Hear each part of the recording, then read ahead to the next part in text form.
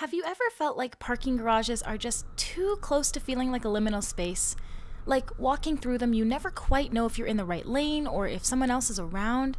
It's really creepy. Hey everyone, it's Sumi, and today we're taking a look at Escape Floor Zero.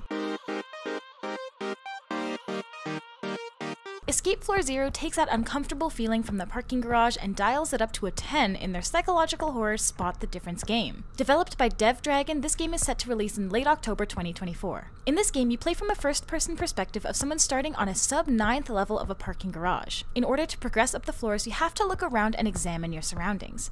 Is everything the same as it should be, or are there anomalies? If you see an anomaly, you must turn back and run back where you came from. If all looks well, you must proceed forward.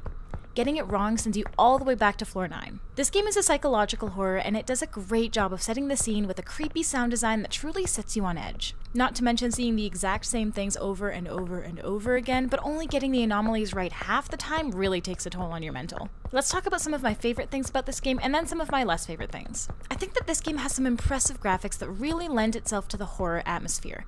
The lighting and the setting does a great job of just creeping you right out. I think that the anomalies, or at least the ones that I came across, are creative as well as subtle, sometimes being the little things that you can easily miss if you're not looking, and other times being giant things that you can't miss even if you were trying.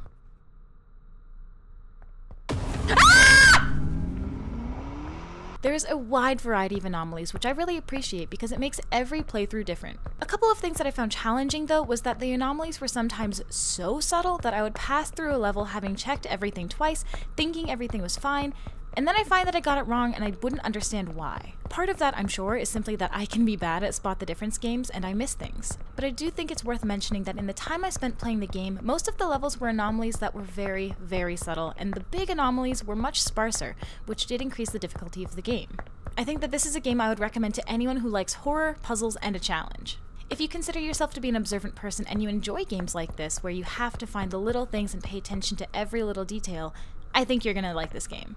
I think that this game has a lot of great replay value because there's so many things that you can encounter, a lot of different anomalies and different ways to play the game, and I definitely think that it's worth a try. Now this game is coming out on Steam October 28th, 2024, so I would really recommend that you go try it and let me know what you think. Can you escape Floor Zero?